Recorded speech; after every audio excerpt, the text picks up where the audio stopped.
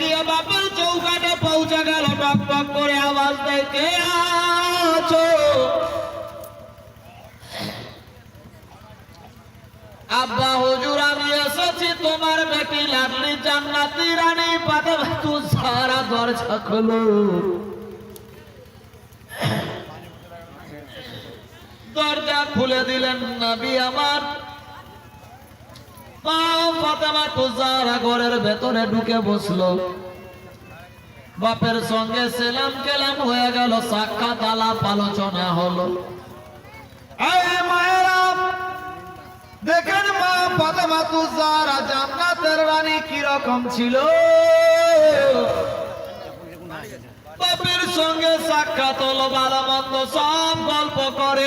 এবার গল্প করার পরে এবার ফাতেমা তুজারা বলে, আব্বা গো, আমি এবার বাড়ি যাব, আমাকে খুশি মনে বিদায় দাও, আমি চলবো গো আব্বা জান।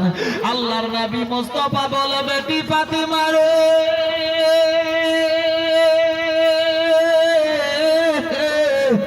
একটু উঠে দাঁড়া রে মা। আল্লাহর নবীর বেটি কাতুরে জান্নাত উঠে দাঁড়িয়ে গেল। এবার দাঁড়াবার পরে একটা দুপা করতে করতে আগুয়াইতে লাগলো। নবী মুস্তাফার নজর পড়ে গেল ওই ছেঁড়া কাপড়ের উপরে। সুবহানাল্লাহ, সুবহানাল্লাহ। একটু মাত্র ছেঁড়া। এ মা, তোমাদের ওয়াজ একটু মাত্র ছেঁড়া আছে, এপার থেকে ওপার দেখা যায় না। কিন্তু নবী মুস্তাফার নজর পড়েছে ওই ছেঁড়া কাপড়ের উপর।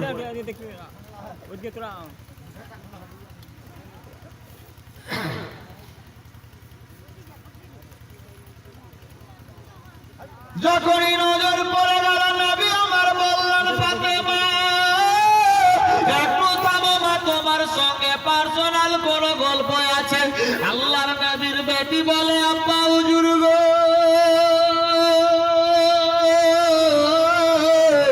কি এমন পার্সোনাল কথা আছে আব্বা, একটু আমাকে বলো, আমি জানতে চাই।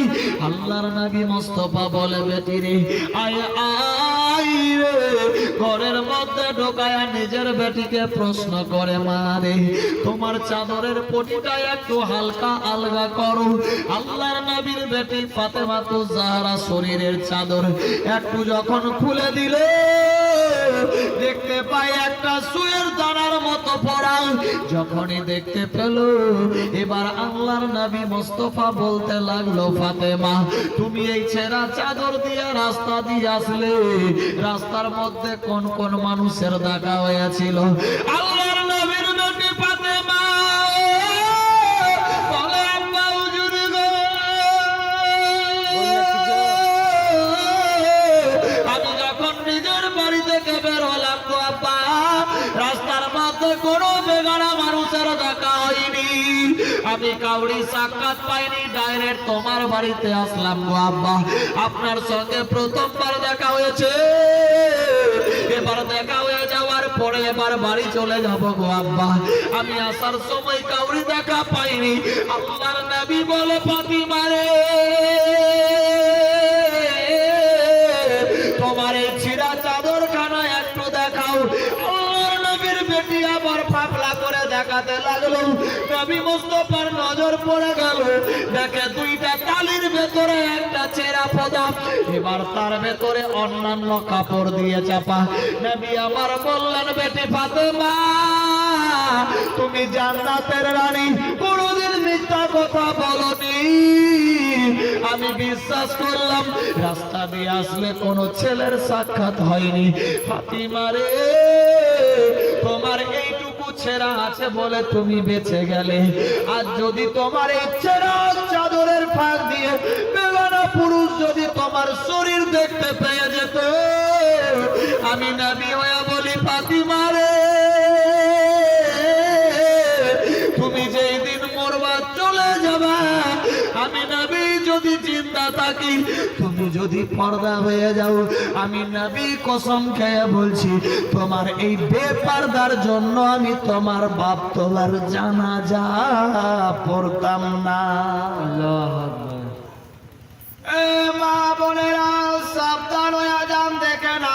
নবী বললেন, মা ও বেটি ফাতেমা, তোমার শরীরের একখানা চাদর ছিঁড়ায় একটা পরা দিয়ে যদি অন্য কোন মানুষ তোমার শরীর দেখতে পেয়ে যেত, অঙ্গ প্রত্যঙ্গ দেখত, আমি নবী মুস্তাফা হয়ে তোমার জানাজা পড়তাম না।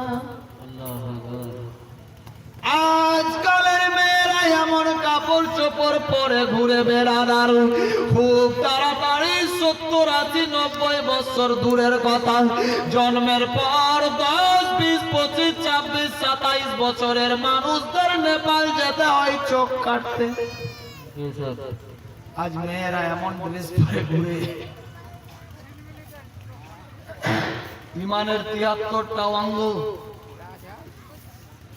1 নম্বরে পাক পবিত্র পরিষ্কার পরিচ্ছন্ন, 2 নম্বরে পর্দা।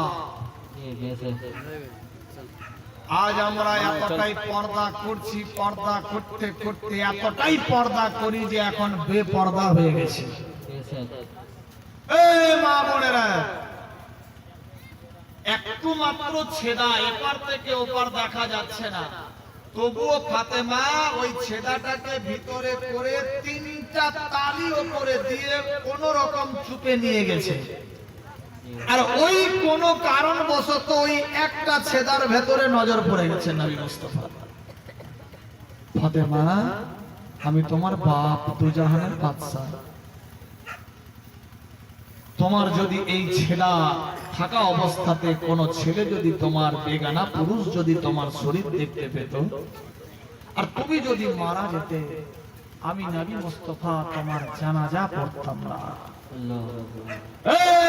ফাতেমার সঙ্গের সাথী নবী মুস্তাফা নিজের বেটি জান্নাতের রানীকে যদি এত বড় কথা বলতে পারে, তা আমি আপনি কোন শাকের মশলা? হ্যাঁ, আমাদের কি অবস্থা হবে গো? আজ এত ঠান্ডা লাগছে, এত কাপড় পরেছি, ঠান্ডা ভাগে না। আর কিছু কিছু মার্কেটিং মেলা বাজারে দেখতে পাবেন এত গরম ওদের যে ঠান্ডা লাগে না। ভুল বলছি কি? আজ দিনের দিন ধর্ষণ বাড়ছে, মহিলাদের উপরে নির্যাতন বাড়ছে। কেন জানেন? মেয়েদের দোষ। এরা পর্দায় খুব কম থাকে।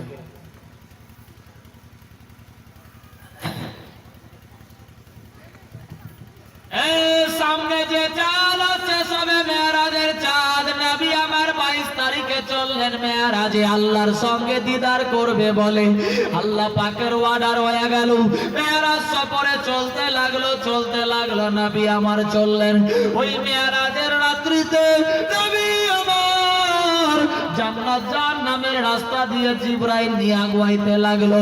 নবী আমার চলতে 1 নম্বর জাহান্নামে গিয়ে পৌঁছে গেছে। 1 নম্বর জাহান্নাম, বাম সাইডে ডান সাইডে জান্নাত।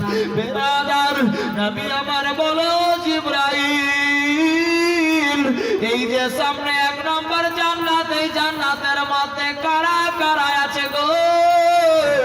নবী আমার গিয়ে ঢুকলেন জান্নাতুল ফিরদৌস। এত সুন্দর জান্নাত, খুশবুতে ভরপুর, অন্যান্য জান্নাতে যা জিনিস নাই তা আছে ফিরদৌসে। ওই ফিরদৌসের জান্নাত থেকে নবীর মন ভরে গেল।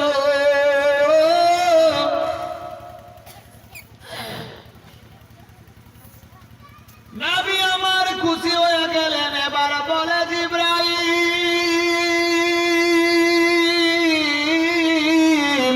জান্নাত দেখলাম, খুশি হয়ে গেলাম। একটু আগে বারো জিবরাইল রে।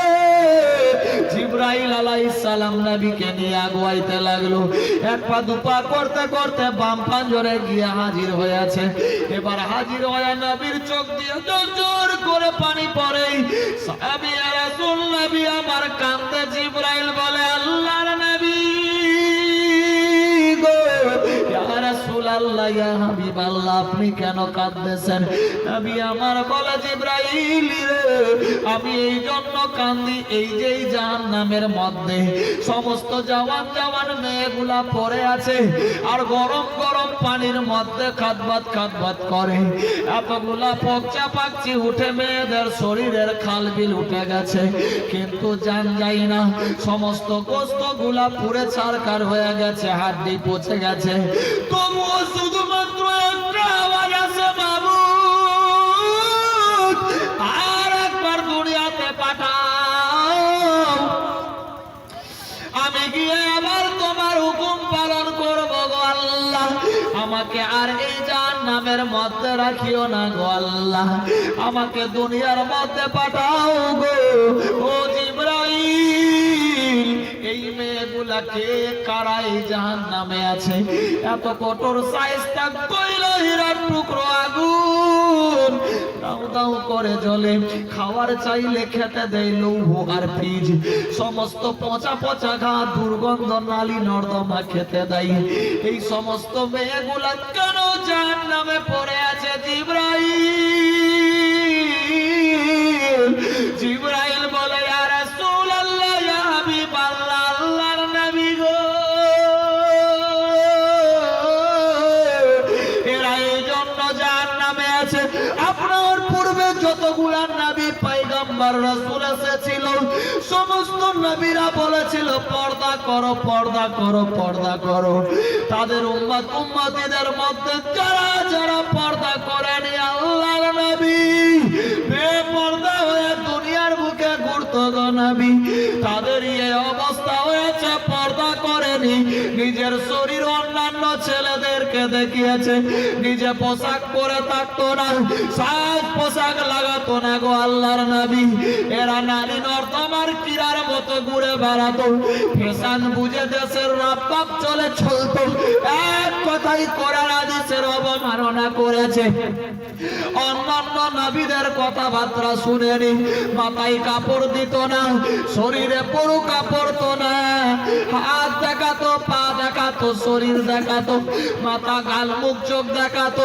শরীরের অঙ্গ প্রত্যঙ্গ জিনিস নিজের নিজের অঙ্গ প্রত্যঙ্গ অন্যান্য বেগানা পুরুষদের দেখাতো আল্লাহর নবী গো এই জন্য এদের এই অবস্থা হয়েছে নবী আমার বলে জিবরাইল তাহলে আমার উম্মত উম্মতীদেরও কি এই অবস্থা হবে জিবরাইল বলে ইয়া রাসূলুল্লাহ আপনার উম্মতিরা যদি আপনার কথা মোতাবেক না চলে আর যদি পর্দায় না থাকে বেপর্দা হয়ে যদি ঘোরাফেরা করে আল্লাহর নবী আর চাইতে বেশি আপনার উম্মত উম্মতীদের খাতরা হবে এ মা বোনেরা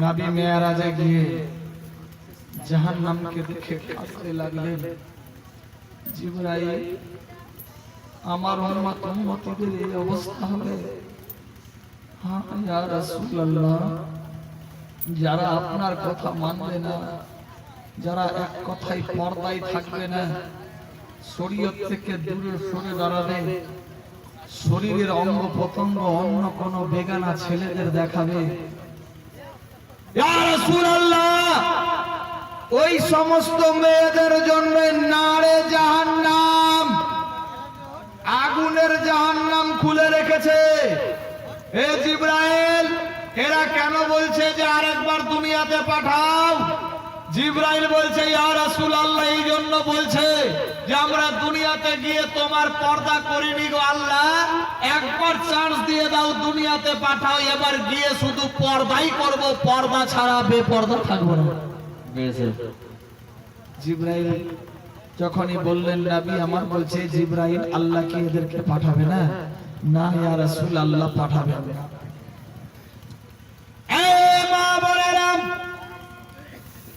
আল্লাহর নবী মুস্তাফা বলে জিবরাইল আর সহ্য করতে পারছি না আর একটু আগে বাড়ো আগে চলো মা বোনেরা সাবধান হয়ে যান। নবী মুস্তাফা বলেছেন, সাহাবীরা জিজ্ঞাসা করে, ইয়া রাসূলুল্লাহ, ইয়া হাবিবাল্লাহ, জাহান্নামে কাদের দেখা যাবে? কিতাবের মধ্যে পাওয়া গেছে জাহান্নামের মধ্যে সবচাইতে মেয়ে মানুষ বেশি হবে। কিতাব লেখে মেয়ে মানুষ জাহান্নামের মধ্যে বেশি হবে। কেন হবে? হযরত আলী বলেছেন, একটা ছেলের আওয়াজকে নিচা করে একটা মেয়ে যদি জোরে আওয়াজ দেয়, ওই বাড়িতে কোনোদিন রহমতের ফেরেশতা আসবে না, বরকত হবে না, বরকত উঠে যাবে। যদি স্বামীর উপরে হুকুমত চালাই কোন স্ত্রী, হযরত আলী বলেছেন, একটা বাড়িতে স্বামী স্ত্রী আছে, স্বামীর ওপরে যদি স্ত্রী হুকুমত চালায়, স্বামীর কথা কিছু বললো আর স্ত্রী তাকে দাপিয়ে যদি তার ওপরে ডবল জোরে আওয়াজ দেয়, ওই বাড়িতে রহমতের ফেরেশতা আসবে না, বরকত উঠে যাবে। বেরাদার,